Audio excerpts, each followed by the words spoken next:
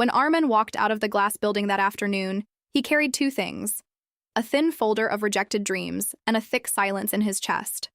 The interview panel had been polite, even kind, but firm. "Thank you for coming," they had said. "We've decided to move forward with another candidate." He nodded, smiled, and left.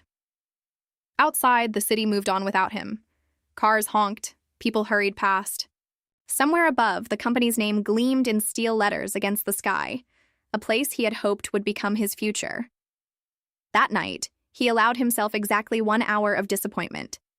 He sat at his small desk, replayed every answer he had given, every hesitation, every missed opportunity. Then he closed the folder and made a decision.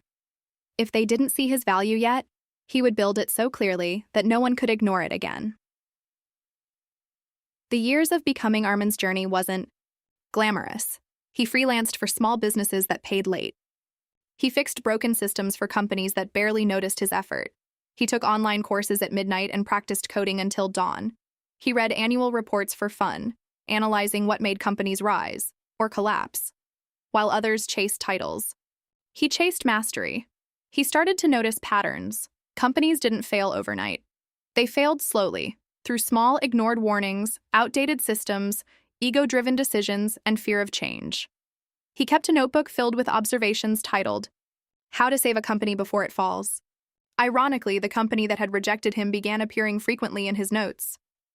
The fall 5 years later, news headlines told a different story about that once thriving corporation. Revenue down 37%. Major client contracts lost. Leadership. Restructuring. Possible acquisition rumors. Armin wasn't surprised. He had predicted their decline long before it became public. They had resisted digital transformation. They ignored younger markets. Their competitors innovated while they protected old systems. What shocked him wasn't their failure. It was how quickly it spiraled. Thousands of employees depended on that company. Families, futures, dreams, and Armin remembered how badly he had once wanted to work there, not because it was prestigious, but because it had potential. The proposal. When the company publicly announced it was seeking external consultants for restructuring, Armin saw his moment.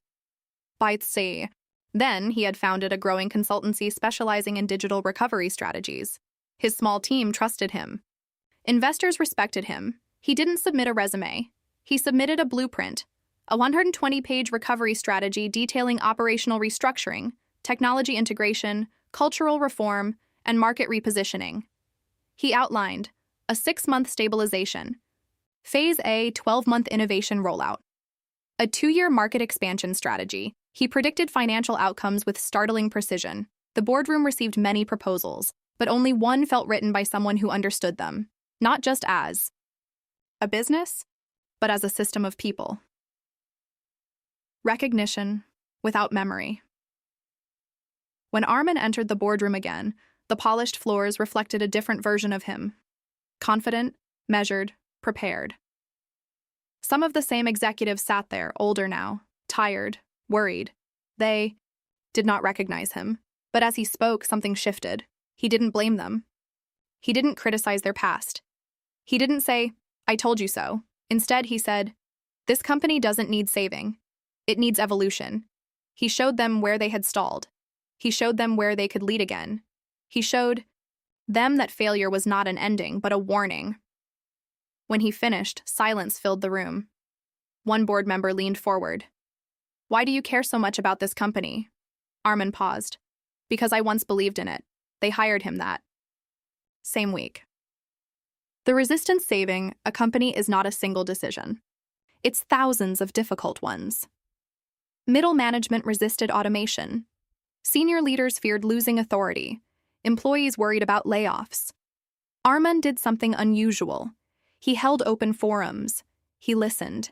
He explained every change, not in numbers, but in purpose. He cut unnecessary expenses, but protected innovation teams. He replaced outdated systems, but retrained employees instead of replacing them. He removed ego from meetings and replaced it with accountability. Slowly, trust grew, and with trust came momentum. The turning point 9. Months later, the company reported its first profitable quarter in 3 years. Investors returned. Media headlines changed tone. Former clients reconsidered contracts. But the real turning point wasn't financial, it was cultural. Employees began suggesting improvements. Teams collaborated instead of competing. The company stopped defending its past and started building its future. 2 years later, profits exceeded pre-crisis levels. The revelation at the company's annual celebration, the CEO stood before hundreds of employees. Tonight, he announced, we celebrate survival and leadership. Without one man, this company would not be standing. Applause thundered across the hall. Armin walked to the stage. As he accepted the recognition, one elderly board member stared at him closely. Something clicked. You interviewed here once, didn't you? He asked quietly afterward. Armin smiled. Yes. The man's eyes widened. We turned you down. You did, Armin replied calmly. A long silence followed. I'm glad you didn't give up on us, the board member said softly. Armin looked around the room at the employees laughing, celebrating, hopeful again. I didn't save this company to prove you wrong, he said. I saved it to prove that rejection is not the end of potential.